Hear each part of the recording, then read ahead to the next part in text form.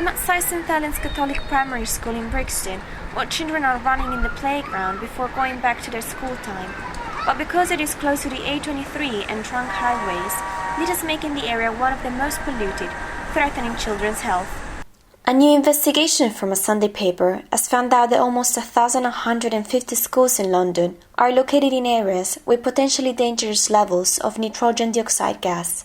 Chris Wells is a school governor at a primary school in Wimbledon, an area which is not as affected as Brixton. But after reading the report, he's now really worried about the issue. One of the main concerns is that environmentally a lot of things can have an impact on children's development and learning. Obviously, when they are younger and obviously physiologically still forming, then we worry about the effects of pollution. It is a concern about children's concentration in lessons, about how it affects their health and development. There are obviously a lot of children as well that are asthmatic and that we know have breathing problems. And again, if this is going to cause time out from school, time out from lessons, if it's exacerbated by pollution, then all of that has an impact on their education. School governors are not the only ones worried.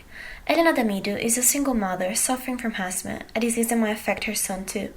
Her son goes to school nearby Walthamstow Central in an area close to high roads, and after realising how cars and emissions could affect his health, she's calling for actions to be taken. My son has a heart condition which isn't threatening at the moment, but obviously the pollution isn't helping. I think the government should consider about building freer polluted areas for schools. I don't know how they would consider doing that, but it's certainly food for thought and something that hasn't really entered people's minds until kind of now, really, with higher rates of asthma. Other parents in the Barbican and Islington areas, whose children go to schools close to roads that carry more than 10,000 vehicles per day, share Ms. Adamido's opinion. I like more green, especially around the school. I think it's very important, definitely. Of course, we live in a very central area, and it would be better to have more trees planted and all that, especially in the school, yes, in the playground area and everything.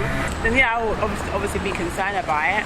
You know, obviously there's pollution everywhere, isn't it? I mean, from the scenes, from the buildings, from like everything, from cars, there's always fumes, isn't it? The schools that are most in danger are all located in areas where the gas from diesel vehicles, trains or industry exceeds 6 times the national average. Brixton and Heathrow are 2 of the most affected areas, but the situation in central London isn't any better. Almersmith and Holborn are indeed 3rd and 4th in the whole UK for the amount of NO2 emissions. In his 2015 London plan, Boris Johnson says he's committed to pay more attention to development proposals for schools, making sure that the new schools won't be located in highly polluted areas. But Assembly Member Stephen Knight doesn't think that the mayor has done enough, and the issue should be top priority.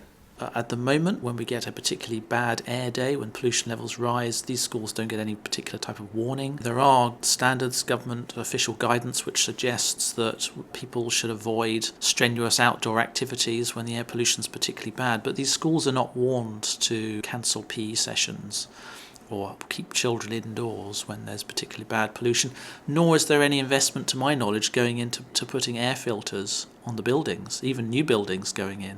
Boris Johnson has not done anything like enough to raise this issue or to act to improve the situation. As I say, most of what he's done is propose measures to be taken years after he's left office, and that's just not good enough.